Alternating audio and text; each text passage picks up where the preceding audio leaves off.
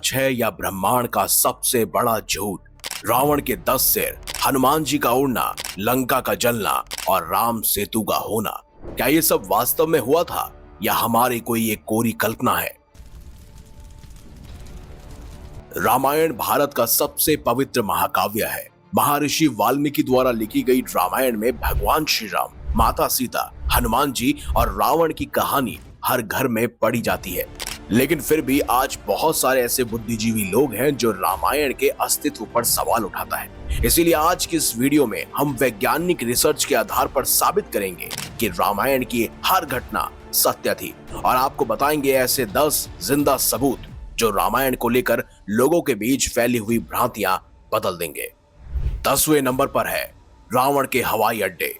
श्रीलंका में रामायण को भारत से ज्यादा गंभीरता से लिया जाता है। श्रीलंका की एक रिसर्च टीम ने पिछले 9 सालों में रावण के 4 हवाई अड्डों की खोज की है और इनके नाम है वीरागोड़ा, थोटुपोला, वेरियापोला और गुरुलोपोथा। आर्कियोलॉजिस्ट रिसर्च टीम के अध्यक्ष अशोक कैंट का कहना है कि ये हवाई अड्डे रावण के पुष्पक विमान के लिए बनाए गए थे। जी हाँ, वही पुष्पक विमान जिसमें रावण ने माता सीता का हरण किया था। और ये सबूत बताता है कि रामायण काल में उन्नत तकनीक मौजूद थी। इससे जुड़ी हुई पहले भी हम विमान शास्त्र साथ ही साथ रावण के पुष्पक विमान के ऊपर वीडियो बना चुके हैं, जिसका लिंक आपको डिस्क्रिप्शन में अवश्य मिल जाएगा। नंबर 9 पर है रावण का महल और गुप्त रास्ते। रामायण में कहा गया है कि रावण सोने की लंका में रहता था जिसे हनुमान जी ने जलाया था और श्रीलंका में रिसर्चर्स को एक ऐसा महल मिला है जिसमें कई गुप्त रास्ते आज भी मौजूद हैं। ये रास्ते महल को शहर के अलग अलग हिस्सों से जोड़ते हैं। स्थानीय कहानियों के मुताबिक रावण इन्हीं रास्तों से अचानक प्रकट होता था और गायब हो जाता था। ये गुफाएं प्राकृतिक नहीं बल्कि मानव निर्मित है जो रामायण काल की तकनीक को दर्शाती हैं। और रिसर्च टीम का यह भी मानना है कि ये आज से नहीं बल्कि 5000 से लेकर 10,000 साल पुरानी है। नंबर 8 पर है अशोक वाटिका। आपने और हमने रामायण में पढ़ा है कि रावण ने जब माता सीता का हरण किया था तब उसने माता सीता को अशोक वाटिका में कैद रखा था। और दावे बताते हैं कि श्रीलंका में आज भी ये जगह मौजूद है जिसे सीता एलिया के नाम से जाना जाता है। यहाँ माता सीता का एक मंदिर भी है और पास ही हग्गला गार्डन भी है जो अशोक वाटिका माना जाता है। इस गार्डन में आज भी अशोक के लंबे लंबे बड़े बड़े पेड़ भरे हुए हैं जैसा रामायण में वर्णन है। और ये एक जीवित सबूत है कि अशोक वाटिका वास्तव में मौजूद थी। नंबर 7 पर है द्रोणागिरी पर्वत और संजीवनी बूटी। रामायण में जब लक्ष्मण जी मूर्छित हुए तो वैद्य सुषेण के कहने पर हनुमान जी संजीवनी बूटी लाने द्रोणागिरी पर्वत गए थे। लेकिन जब बूटी नहीं मिली तो उन्होंने पूरा का पूरा पहाड़ का हिस्सा ही उठा लिया। और श्रीलंका में आज भी रुमसाला नाम का एक पहाड़ है जिसके बारे में माना जाता है कि ये द्रोणागिरी का ही टुकड़ा है। यहाँ की जड़ी बूटियां हिमालय की तरह है जो श्रीलंका में कहीं और नहीं मिलती। साथ ही साथ वैज्ञानिकों ने इस पर शोध भी किया और उन्होंने इसे कार्बन डेटेड तकनीक से माना कि सचमुच ये द्रोणागिरी पर्वत का ही टुकड़ा है। और ये सच में साबित करता है कि संजीवनी बूटी की घटना सच थी। नंबर 6 पर है श्री राम का राम सेतु।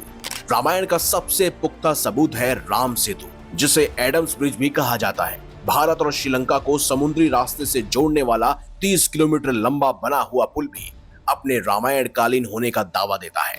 साथ ही नासा की सैटेलाइट तस्वीरों में भारत के धनुष कोडी से लेकर श्रीलंका के मन्नार द्वीप तक 30 किलोमीटर लंबा पत्थरों का पुल साफ दिखता है। अमेरिका की एक पुरातत्व रिसर्च टीम ने साबित किया था कि ये मानव निर्मित पुल है जो आज से हजारों साल पुराना है। 15वीं सदी तक लोग इस पर पैदल चल सकते थे। तो ये साफ तौर पर जाहिर करता है कि राम सेतु और रामायण सच है। नंबर 5 पर है राम सेतु के तैरते हुए पत्थर। श्री राम की सेना के बनाए हुए राम सेतु के पत्थरों की खास बात यह थी कि वो पानी पर तैरते थे। रामेश्वरम में आई हुई सुनामी के बाद जब राम सेतु पुल के कुछ पत्थर जमीन पर आ गए तो समुद्र में फेंके जाने पर वो पत्थर पानी में तैरते नजर आए। तो ये साबित हुआ कि ये पत्थर वही हैं जिनका जिक्र रामायण में हुआ था। वैज्ञानिकों के मुताबिक ये प्यूमिस स्टोन है जो ज्वालामुखी लावा से बनते हैं और हल्के होने की वजह से तैरते भी हैं। रामायण काल में इस तकनीक का इस्तेमाल साबित करता है कि राम सेतु इंसानों का ही बनाया हुआ है। नंबर 4 पर है सुग्रीव की गुफा। रामायण में लिखा है कि सुग्रीव अपने भाई बाली से डरकर मातंग ऋषि के आश्रम की गुफा में छिपे थे।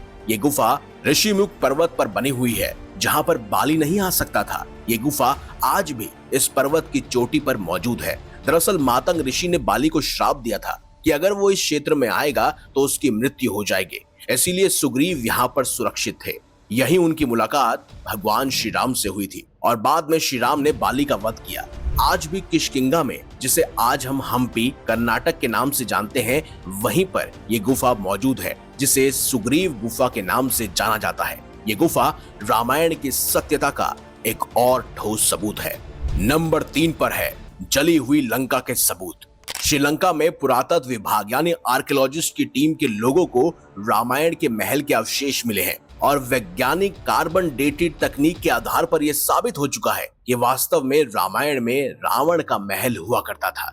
दरअसल रामायण के अनुसार हनुमान जी ने रावण की सोने की लंका को अपनी पूंछ से जला दिया था, जिसकी वजह से उस जगह की मिट्टी काली पड़ गई थी और इसके सबूत आज भी उस धरती पर मौजूद है। यहाँ महल के आसपास की मिट्टी का रंग दूसरा और महल की जगह की मिट्टी का रंग काला है, जो जलने के निशान को दिखाती है और ये सबूत बताता है कि लंका का जलना कोई कहानी नहीं बल्कि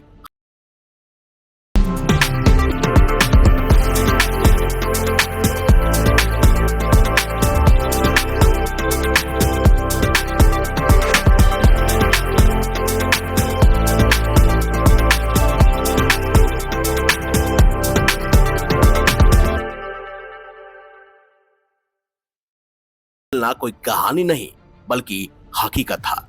नंबर 2 पर है रामलिंगम।